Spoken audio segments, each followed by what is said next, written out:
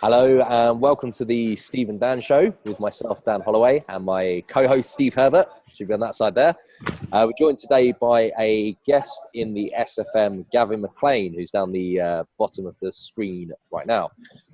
Bit of background for anyone that's watching this for the first time. My name's Dan Holloway. I come from a background in corporate software sales and a 10-year career in sales. And I found SFM because I was reaching a point in my career when I was earning really good money, but I was feeling kind of unfulfilled, giving up 70 hours per week and not really having anything to show for it other than, more material things, but wasn't really bringing me fulfillment or happiness. And my wake up moment was realizing that I had never really got fulfillment from having a higher income goal in the past and then reaching that income, whether that was 30K, 50K, 100K, whatever. And so why did I think that an even higher income goal in the future was going to bring me any fulfillment or happiness? And so that was when I started looking for a different path. That was when I discovered SFM and started my own online business. Steve, would you like to give us a bit of an overview of yourself, please, my friend? Sure, happy to. Husband, father, entrepreneur. I've started and grown businesses over the years, several of them starting at a very early age. And I always love doing that. I love the flexibility that you have owning your own business. But what I realized is that I felt more like the business owned me than I owned it. I felt like my customers and my clients were controlling my life more than I was. And I was able to build the businesses much like Dan and have an income that was nice and, allowed my family to do certain things. But I really didn't have the time that I wanted with my family, the flexibility that I wanted with my family. So I started looking around for something different. That's how I came across the SFM, and, the rest is history.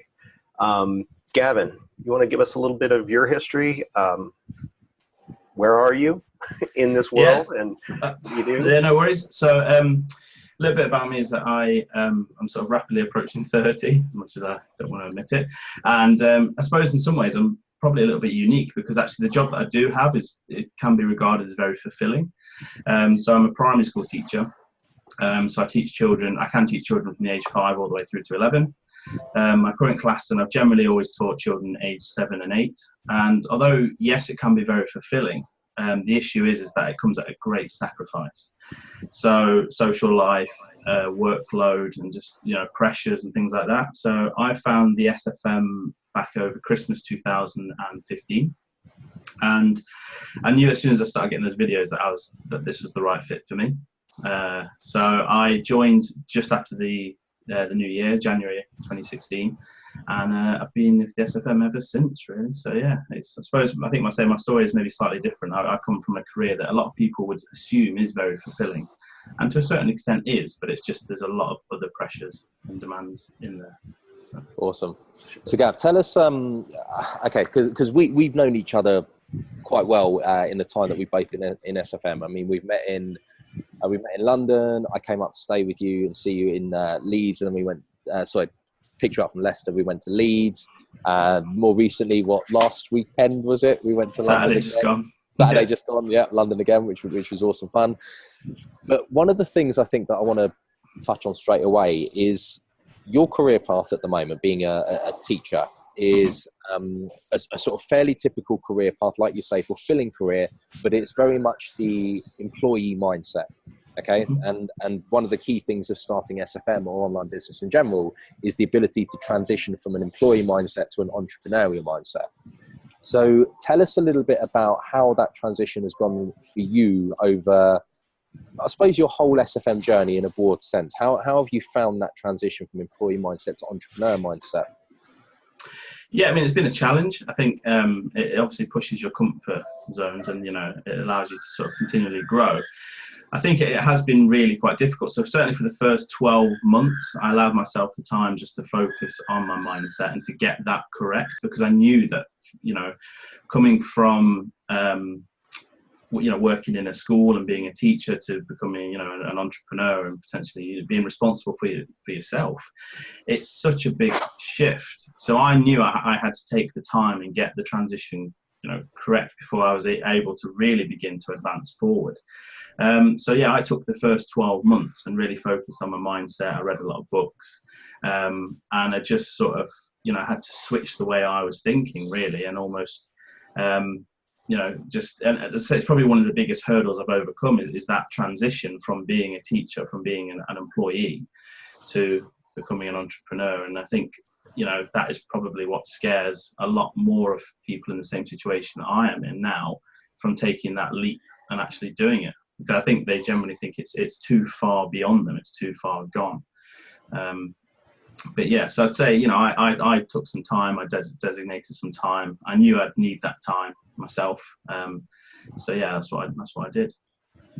That's great. And mindset is definitely important, but I know that people who are thinking about doing this and are in the more traditional environment of working a job, say they don't have the flexibility of moving their schedule around, which I know you didn't or don't as a teacher. And you have a lot of requirements that you've got to get done outside of the traditional classroom. That's just part of the job. You kind of have two jobs. So maybe you can talk a little bit about how you fit in the new and extra work that you were putting on yourself. You made this decision to do something different, but it's going to require extra work. So how do you fit that into an already pretty full schedule? It comes down to priority. I know Dan and I, we've spoken a lot about this in the past and things like that, and it does generally come down to priority. So, when I get home in an evening, so for example, if I get home at 6 o'clock in the evening, I have two choices. One is that I can sit in front of the television and I can watch, evening TV until 9, 10, 11 o'clock at night and then go to bed. Or I can, come home and I can quickly grab something to eat and then turn on the laptop, turn on the computer, or open my book and actually do something that's going to move me closer towards my goals. It does come at a sacrifice. It does, there are things that I used to do that I no longer do. But actually, when I look back on them, I didn't need to do them. Like I used to, enjoy the odd box set series, as I'm sure most people do. But I'm not saying I don't watch those anymore. Of course I do. It's just that I watch it probably in a lot more moderation instead of spending the weekend and watching Game of Thrones or whatever it is that's out at the moment. I mean, I haven't watched a single episode of Game of Thrones, and that's a prime example. I probably would have been into that had I hadn't started to do this. So I mean, I do watch TV and I do watch sort of box sets, but I just, instead of coming home and watching maybe 2 or 3 episodes a night, I'll one night I won't, and then maybe at the weekend I'll maybe watch 1 or 2, and then that's it.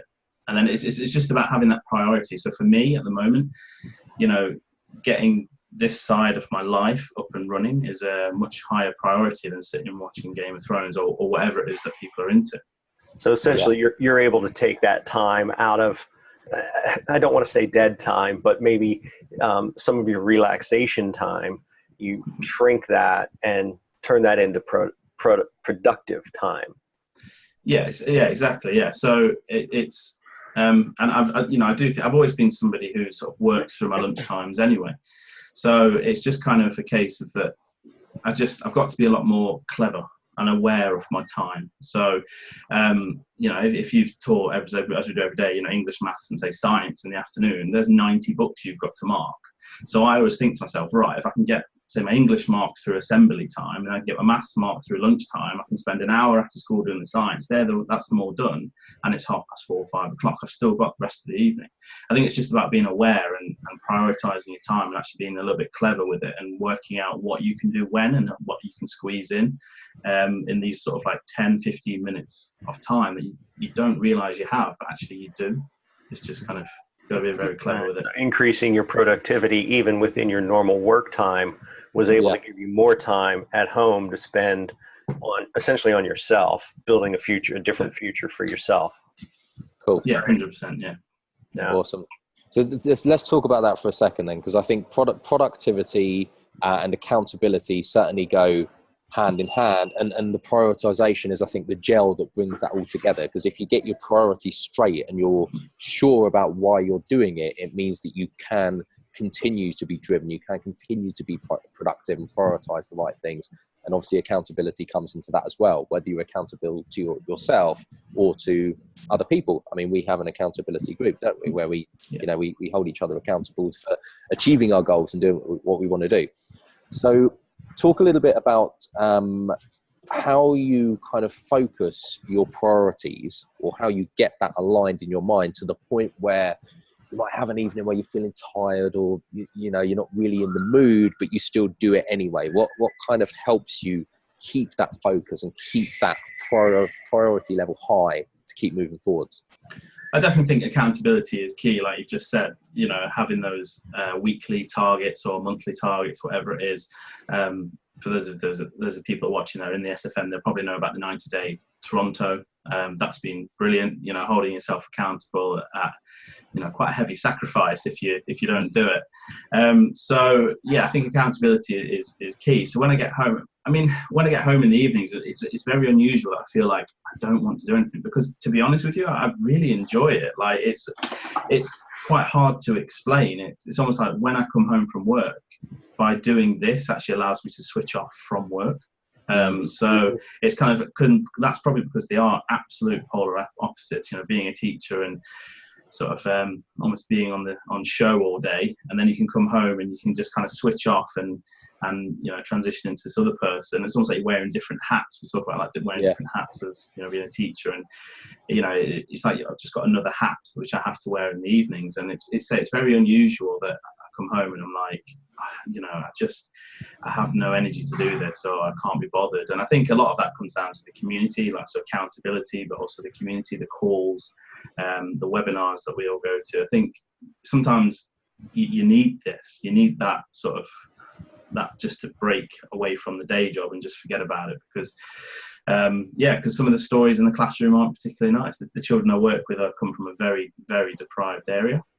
So some of the stories are quite, you know, harrowing, and you need to be able to switch off or it will just consume you all night, to be honest. So yeah, it's good.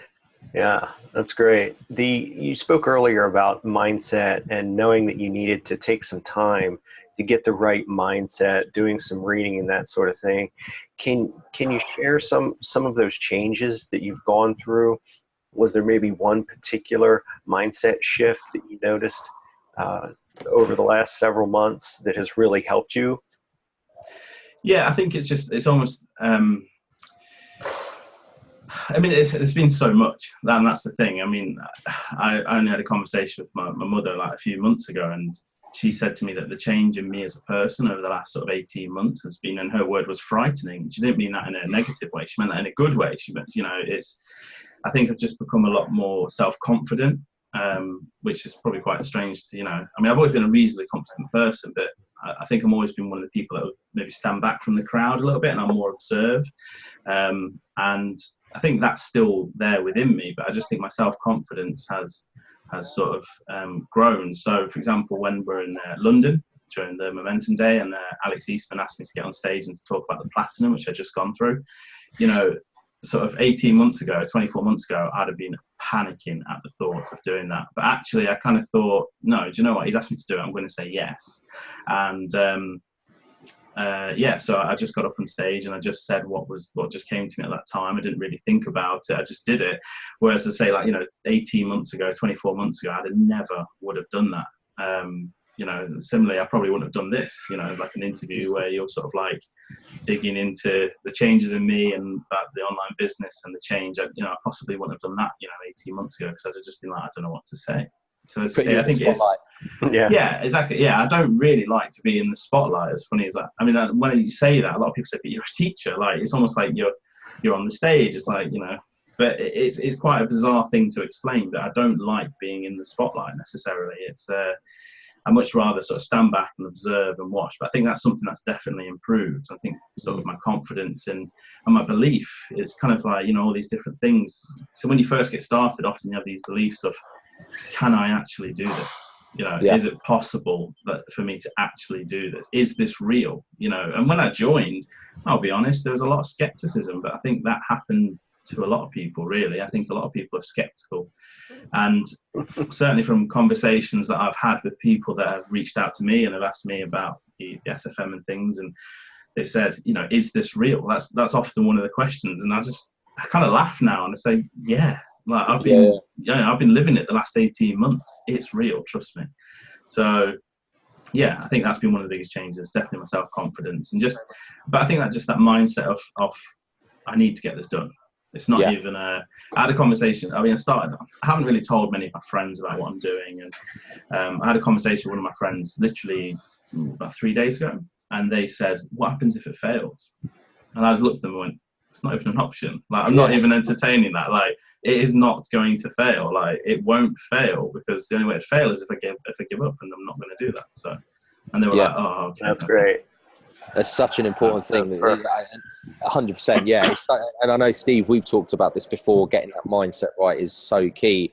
And Gav, you're right. You know, so many people, when you try and explain it, there is that, but what if it goes wrong? What if it fails? And it's like when you put yourself in a position where there is no option but to succeed, you can't really fail. And you look at that stat where people say, 95% of entrepreneurs fail or go out of business over 5 years, and then 95% of the remaining go out of business after 10 years.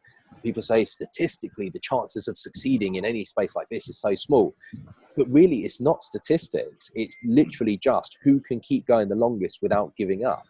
Because if nothing on this planet will stop you, and I think I said this in last week's Stephen Dan show as well, but if nothing on this planet will stop you, and you keep growing and keep moving forward, the only possible outcome is success. There's no other option. And I love that we're all seeing this and coming to the same conclusion. And we all just have that belief in our minds that we're going to make it because we're doing the things that will get us to that place that other people have done before. So, Gav, how would you articulate your shift into that mindset? Can you tell us a bit about maybe a specific time you can remember it happening, or sort of how that transition came about in your mind? Yeah, I mean, a big milestone for me was when I first joined in January 16. I positioned at DA Silver. Yeah. And that was back in January, and then I sort of went off and did other trainings on Facebook and stuff like that. And then I attended the Momentum Day in London. It was July 2016. And I just remember being sat in that room and meeting people and sort of seeing people that you normally see through a computer screen, sort of, in front of you. And a lot of people talk about Stuart and Jay, but the one person for me that really hit home was JJ. It was just seeing JJ was the one that, really sort of hit home with me. And I mean, I've told the story a few times. I don't know if JJ will remember it, but I went up to JJ during one of the intermission and I said to him about, I'm positioned to silver. And he was like, okay. And we just got talking. And I said, JJ, I need to position at DA Black. And he was like, well, hold on a second. Let's talk about it for a second. And I spoke to him for a few minutes. And I just kind of thought, look, if I'm going to play this game, I'm going to play it all out. And it's and I think for me, I knew that in order for me not to give up and not to quit, I had to position myself, because that's where it really gets scary, is when you position yourself there. And as scary as it was the best decision I've ever made, because just the investment, and it basically raises the bar and it forces you to play at a higher level. And that's what JJ said to me. And when I spoke to him for a few minutes, that's kind of like, and at the end of it, he just kind of said, it sounds like you've already made your mind up. So I got home on the Sunday. I rang the bank on the Monday evening, the funds were there, and Tuesday morning I was black. I mean, it was as scary as anything, but it happened so quickly. But I just knew, I got that vibe when I was in the room, and I just thought, if I'm going to do this, I'm going to do it properly. Either do it or you don't. That's it. That's great. Yeah, that commitment is so important. Whatever level you come in, I mean, obviously you were committed at silver, but then to have that extra leverage of committing at the highest possible level, that really helps propel you forward. When it comes to your future, how you see it, how do you see your future now? And if you could talk about that in context of how you used to see your future, because the mindset shift that you've gone through, I would imagine, has affected that in some way. So maybe, the Gavin of 2014, how did he see his future? And then the Gavin of 2017, how does he see his future? Yeah, sure. So when I went into teaching, I'd always wanted to be a head teacher, and that was it. That was the goal. head teacher, because that's what I always thought, like looking back on it now, that's what I always thought you had to do. And you know, being a male in primary is rare. So generally male, if they want men, if they want the progression, they can get it. So I was always kind of in the mindset that I want to be a head teacher. I want to be a head teacher. I want to be a head teacher. And also until I got into teaching, I suddenly thought, do you know what? I don't know if I want to be a head teacher, because I saw the workload of the head teachers, and I was like, it essentially was their life. You know, everything was, their life was teaching. And I think that's a trap that even classroom teachers fall into nowadays, certainly in the UK. I mean, can't comment across the world, but in the UK, there are sort of teachers I speak to, and teaching is literally their life. And look, if that gives them fulfillment, if that gives them happiness, then fine, you know, fair play. But so for me, I always wanted to be a head teacher. And then when I got into the classroom and started working with these children, and I sort of begun to realize that actually the impact that I could have on these children when there's sort of me and say 30 of them was sort of, well, you know, one in sort of a 30th of my being, you know, that's all I could really give them. And I think that's when the ball started to really roll in my head. And then when I came across the SFM, it was just like a match. I just thought, because what I thought I could do is, and hopefully in time, is what I'll do is I'll use the skills that I'm learning through here. So once I've managed to get myself out of the classroom and sort of, you know, be doing this full time, is to then perhaps do something which I can, you know, maybe start up a charity that can work with these children, because they come, as I said before, they come from very deprived areas. They don't have life experience. So one of the, well, I shouldn't really say funny, it was quite a harrowing experience. In my first year of teaching, I took my class, so 7 and 8 year olds, on a trip. And we're driving on a coach on a bus through the countryside, and one of them, you know, jumped up and yelled out the window and pointed and said, "Look, a real sheep." Like they'd never seen a real sheep before in their life. So it's just, you know, and that really sort of, I was kind of like, wow, you know, these children really don't have any experiences. So one of the things I'd like to do is, you know, switching to sort of Gavin now, is almost be able to be in a position where I can start a charity. I could love to be able to do that, and then actually give these children these sort of real life experiences that they can then take. Because one of the issues we have in the classroom is that they don't have an imagination. They lack that because they haven't got the experiences, which is a real shame. So, so I used to always want to be a head teacher. I always thought that was the career path for me. Whereas now it's just kind of like, well, with the SFM and the training that's available, who knows? Like, it's just kind of like, there are so many avenues and branches.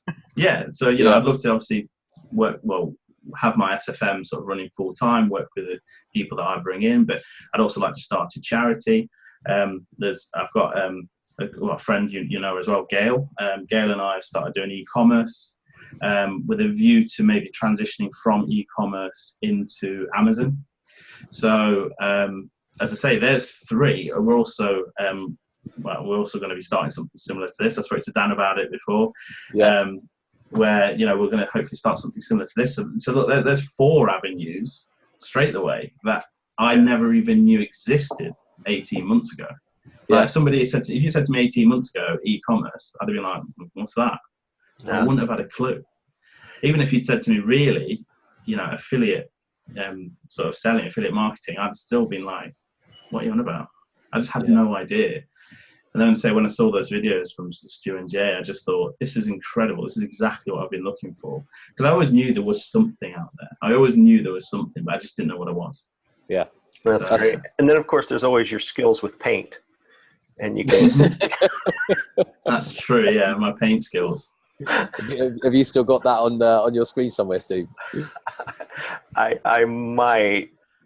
We'll give you a second to maybe find that, because there's something I want to say to Gav off the back of what he said there. Because in the time that I've known you, your not just progression through SFM, but your development in yourself and the way that you see things has changed so vastly from the first time that we met. Like you said, you're looking at all these different avenues, e-commerce into Amazon. You know, you've got the other things that you're planning with the Gavin Gale show, whatever you're going to call it, I don't know. But you know, the fact that you're having these experiences and ideas of these other routes that you can go down, and the charity as well, it shows that you're totally embodying not just the training, but like the entrepreneurial potential to be able to achieve these things at a much higher level than you thought of before. So what would you say to someone who is maybe watching this at the moment and they're feeling that they don't have the, they don't have the skills, they don't have the expertise, they don't have, what it takes to make this transition? And the reason I asked this question, Gav, is I know we've spoken before about maybe, I think we talked about this in the context of goal setting, that I'm from a sales background, always quite into personal development. Goal setting was a part of my day-to-day work, and obviously sales, there is crossover into online marketing. And I think you did have a concern at one point that coming from teaching, maybe there wasn't that same level of crossover that you could use. So what would you say to someone who's in that position at the moment where they feel that they don't have the foundational skills to make this work? Yeah, and it's a valid concern. And yeah, I mean, the goal setting side of things is something that I I still do struggle with. I'm not going to lie, it is something I struggle with. I think that's just because as a teacher, you have what's called a performance management, and you have goals that are set. Now, I think historically you were supposed to set them and you have a say, whereas the way that teaching is moving, and I'm not blaming the schools, it's beyond them, it's just the way that they now give you the goals. So it's not even like you no longer even have to think about what it is you want to do that year. What is it you want to achieve? What do you want to work on? Which I think historically it was. So I've never really had to set myself a goal, and so it is something that I struggled with, that I'm getting better at. It's something I still do struggle with, but somebody who's perhaps a bit concerned about whether or not so you're saying something that they're concerned whether or not they can do this. Yeah, so I'm thinking, what I'm thinking of when I say this is your progression as you've moved forward. You've shown that it doesn't matter what your background is, as long as you're prepared to put in the work, anyone can learn anything. It just takes time. Yeah. It takes longer. So and that's the thing, and I suppose that's the beauty of the SFM, is that they break it down into step by step ways to go forward. And because to be honest, before, I'm not the most tech savvy person, and certainly when it comes to Apple, it's like in foreign, when we were in Leeds we were looking at those Apple Macs in the shop, and I was like, I haven't got a clue. I've got an Apple phone, but apart from that, I don't use Apple products. But actually, I think my awareness is growing a little bit around them, and but everything is broken down. The training is step by step. Realistically, the only thing that's missing is you as a person. It's whether you're going to give and commit and give 100%, and it's not going to be easy. It's not, and the thing that I love about this is that they never have ever once said that it's a get rich quick scheme. And it's when I get on calls with people, the first thing I say to them is, look, can I just tell you, this is not a get rich quick scheme. It's not log in, press a couple of buttons and you'll be a millionaire overnight. It's just not realistic. It's more than that. It's so if they were if they generally felt that they couldn't do it, I just ask, the question, well, what else is going to change in your life? If you're unhappy in your career, then ultimately something at some point is going to have to change. So whether that be you or whether it be your career or whatever it is, but ultimately you're going to continue to trade sort of time for money. Whereas if you actually looked at your daily schedule, you looked at your time, and you thought about, actually, instead of me going home and watching Game of Thrones, I know I'm hammering Game of Thrones, it's just the first one that came to my head, but all right, Breaking Bad. So instead of going home and watching episodes of Breaking Bad, to actually take the time, and even if it's just maybe 2 or 3 hours a night, just to invest that time. But ultimately, you've got to be aware that you want to do it. In fact, I had a call with somebody who was interested in joining only a few days ago, and they said to me that they just didn't have the time. And I thought, well, you probably do have the time. It's just that you can't see that you've got the time because you're not actually looking at what it is that you do. And I think you've got to start with, looking at what it is that you do, and then working out, look, if I sacrifice the odd television show, or if I sacrifice the odd night out with my friends, some of my friends I think I've fallen off the map, because I've just but I've had to do that. It's just kind of one of those things where it's just, but in time it's going to be worth it 100%. You said the only time you drink alcohol is every time you see me now, isn't it? It's true, yeah. I hadn't drank alcohol since I think it was Christmas last year. And then the time after that, I saw you in London. It was after I finished the Platinum and we did the Momentum Day. Yeah. So that was London. And then the time after that was when we were in Leeds. Yeah. And then the time after that was Saturday just gone. Yeah. Bad influence. So You're definitely a bad influence, yeah, Dan. you're single-handedly responsible for all of my alcohol consumption in 2017, and that's a fact. Oh, amazing. That was probably one of his goals. Technical aspect, Gavin. I come from running businesses, and I had to figure stuff out over the years, and I'm by no means a technical whiz. I know enough to get done what I need to get done. And so, I had to learn some stuff. Was it intimidating? Did you just approach it like any other thing where you just, I'm just going to do this and it's going to work? Was there something that you came up against that you were really surprised that it was much harder or much easier than you thought it was going to be, as far as the technical side of what you've had to learn with the SFM? Well, I think they make it quite straightforward. A lot of the key things that we need to know, there's so much training available in the back office, as you both know. And I think if you need to find the answer, there's going to be somebody within the community that's going to know that answer. So, for example, I asked Dan a question earlier today about the Facebook page getting verified, and because it said put your number in, so I put my number in, and it said there's a text for this 4-digit code. The 4-digit code came, and it kept saying failed, and I was like, brilliant.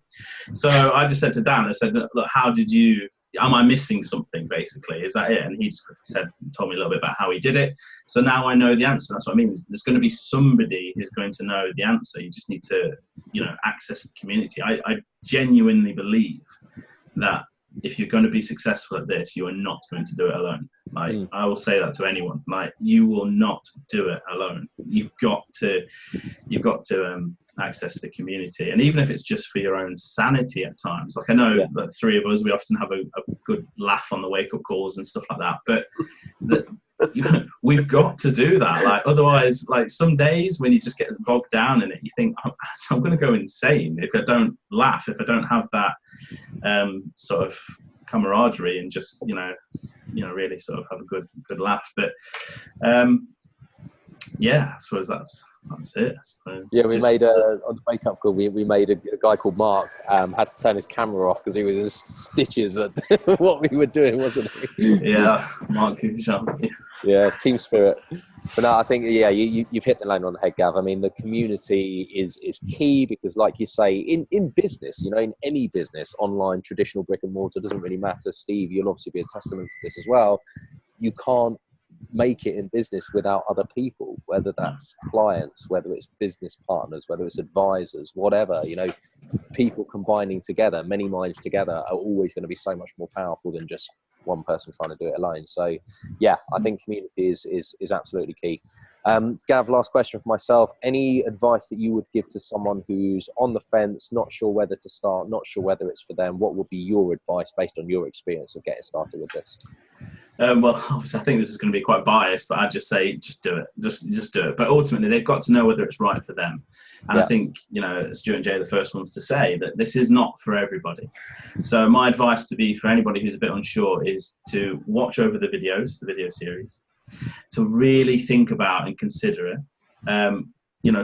Submit the application, because the app is $29.95 and it's 30-day completely money-back guarantee.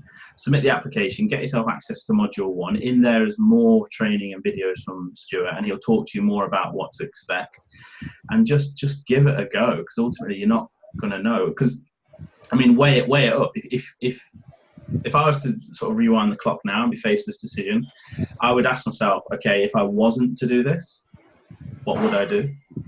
And the answer would be, another 30 years in the classroom with doing 60, 70-hour weeks, and for the rest of my life. And it's just kind of like that, I'd rather do this, it's just, and there's, you can take it into so many different things. But so my advice would be, ultimately, it's got to be your decision. Nobody can force you to do this. But if you are going to do it, then just invest 100%, because if you're going to do it, then just do it. Don't just sit there. Don't toy with it. Don't play with it. Just, if you're going to do it, then do it properly. That's great advice. And I think the you're not going to do it alone. If you're going to do it, just do it. Yeah. Probably the two best pieces of advice you can give anybody. I think that's a great place to put a bow on this and call it a wrap for the week. Gavin, really appreciate you spending time with us. I think the information that you've shared has been terrific. I know it'll help a lot of people out, inspire a lot of people to take action and go do it. And, you know, you're such a great example of how somebody can, you know, have a full-time job that is quite demanding and still take charge of their life and create a better future for themselves, you know? Yeah. I mean, it's very hard. I mean, I can't, as you said before, I can't always get to all the events because of I can't pick and choose when to have holidays. And that is one of my biggest challenges at the minute. But ultimately in my head, I keep thinking, like, okay, I can't go to Arizona in a few weeks. But, you know, in 24 months, I'll be able to go to them all. Do you know what I mean? It's just kind of, it's just that, yes, I'm having to sacrifice them right now, but it's going to be worth it in 24 months or in 12 months or, you know, whatever. Yeah, there's a saying that I've heard, live like no one else so you can live like no one else. Mm-hmm. Yeah. And that's kind of where we all are now, is living like no one else so we can. Yeah. That's great. All right, Dan, thank you as always. You too, Steve. Really appreciate it, bud. And Gav, thank you very much for taking the time as well. Final thing I just want to say, just off the back of what you two have said there, is that it's like, you know, if you're on the fence about getting started and you're not sure whether it's for you, imagine that whether you were trying to figure out whether you wanted to play golf, but without ever playing a round of golf. Naturally, the way that you're going to find out whether golf's for you is to go and play around and see for yourself. If it's not for you, no harm done. If it is, fantastic. But that's the only way you find out. So, yeah, Steve, thank you so much again. Gav, I really appreciate it. Thank you both for having me. You're welcome. Until next week, we'll see you soon. Thanks for watching the Steve and Dan Show. See y'all next week. Bye. Like some days when you just get bogged down in it, you think, I'm going to go insane if I don't laugh.